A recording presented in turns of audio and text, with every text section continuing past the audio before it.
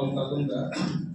मंच पर विराजमान समस्त सम्माननीय अतिथिगण और भारत के 15वें संविधान मेला के दूसरे दिन इस गरिमामय सभा भवन में भारत के सबसे महान विषय भारत का संविधान, इस विषय पर विचार करने के लिए उपस्थित समस्त भारतवासियों, संविधान निश्चित रूप से बड़ा विषय है।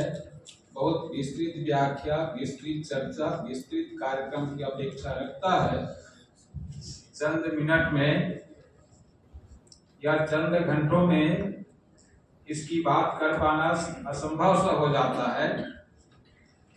तो मैं संक्षिप्त उद्बोधन रखने के लिए आप लोगों के समक्ष आया हूँ। अभी हमारा कार्यक्रम है तो बहुत सारा, लेकिन समय कम होने की वजह से सभी कार्यक्रम को संपन्न नहीं कर पाएंगे। अभी कुछ ही देर बाद लंच में जाएंगे। लंच के बाद जो प्रदर्शनी लगा है उसके बारे में क्या क्या विषय है, क्यों लगाया गया है प्रदर्शनी, मौके पर हम देखेंगे। उसके बाद यहाँ आकर के संविधान ज्ञान परीक्षा का आयोजन करेंगे। भाषण प्रतियोगिता उसको भी सांकेतिक रूप से करके दिखाएंगे और निबंध लेखन प्रतियोगिता, मौके पर निबंध लिखेंगे, इसको भी यथासंभव करके दिखाएंगे। हमारा पहला मकसद तो ये है कि संविधान पर क्या क्या कार्यक्रम किया जा सकता है उसको प्रैक्टिकल करके दिखाने का। आपके पास आधार रहेगा संविधान पर कार्यक्रम करने का तो जरूर आप कार्यक्रम करेंगे, बहुत सा कार्यक्रम करेंगे। संविधान के किसी भी ओर छोर को आप पढ़ेंगे तो कोई न कोई अधिकार, कोई न कोई जानकारी आपको जरूर मिलेगी। अगर मैं कहूँ कि संविधान के किसी एक आर्टिकल को हम सामूहिक रूप से पठन करें तो बहुत ही चंद मिनट में एक आर्टिकल को हम पढ़ते हैं। और जैसा कि हमने एक परंपरा कायम किया है कि जब भी हम संविधान पढ़ें तो पढ़ने का हौसला, पढ़ने का साहस हर किसी में उत्पन्न न हो। इसके लिए अच्छा होगा कि हम खड़ा होकर संविधान पढ़ें। तो प्लीज मैं आप लोगों से अपेक्षा रखता हूँ कि संविधान के एक अनुच्छेद को पढ़ेंगे। आप प्लीज अपने अपने जगह खड़ा हो जाइए। मैं दो शब्द पढ़ूंगा, उसी को आप लोग दोहराएंगे कि संविधान कहाँ पर क्या कहता है, उसका भाव समझने की कोशिश करेंगे।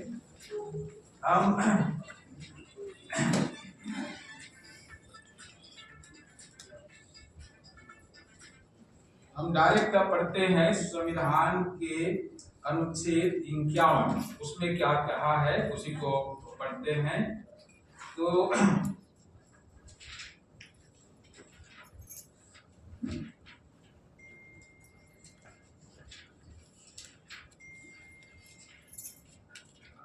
संविधान की पुस्तक उपलब्ध है, आप लोग अपने अपने हाथों में रख सकते हैं संविधान की पुस्तक, ताकि पढ़ने में थोड़ी सी तो रख सकते हैं। संविधान का अनुच्छेद 51 का को मैं पढ़ रहा हूँ, सिर्फ 2 लाइन पढ़ूंगा। संविधान की पुस्तक जहाँ उपलब्ध है उसको ले सकते हैं और अपने खोल करके उसको हाथ में रखें। यस, कितना अच्छा लग रहा है। मन करता है कि ऐसे स्थिति में जब दुनिया के सबसे बड़े लोकतांत्रिक देश के, दुनिया के सबसे अच्छा संविधान को पढ़ने के लिए गरिमामय सभा भवन में उपस्थित हुए हैं, तो मन करता है एक नारा लगाया जाए। मैं कहूँगा संविधान के सम्मान में, आप कहेंगे भारतवासी मैदान में, चलेगा? संविधान के सम्मान में, संविधान के सम्मान में, संविधान के अनुच्छेद 51 का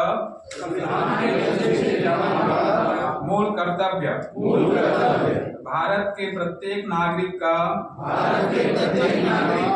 यह कर्तव्य होगा कि वह संविधान का पालन करे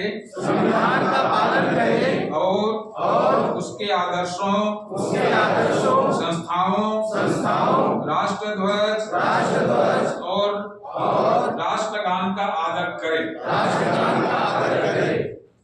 मैं 1 मिनट में इसकी संक्षिप्त व्याख्या कर रहा हूँ। इसमें 4 बातों का जिक्र है। संविधान के आदर्श, राष्ट्रगान और राष्ट्रध्वज, 4 बातों का।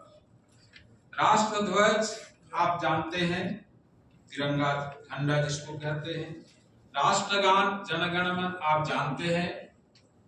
और संस्था, समस्त शासकीय संस्था, उसको भी आप जानते पहचानते हैं। इनका आदर करना है। जब राष्ट्रगान हो रहा है तो आदर में खड़ा हो जाना है। आदर किया जा सकता है, नमन करना है, हाथ जोड़ना है।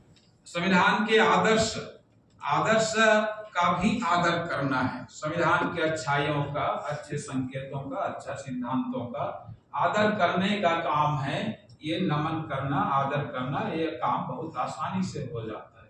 एक 5वां काम और कहा गया है कि आपको संविधान का पालन करें। देश का प्रत्येक नागरिक संविधान का पालन करे। तो संविधान का पालन तो तभी होगा जब जानकारी होगी। यहाँ पर अड़चन आ रहा है। संविधान की जानकारी के बगैर आप पालन नहीं कर सकते।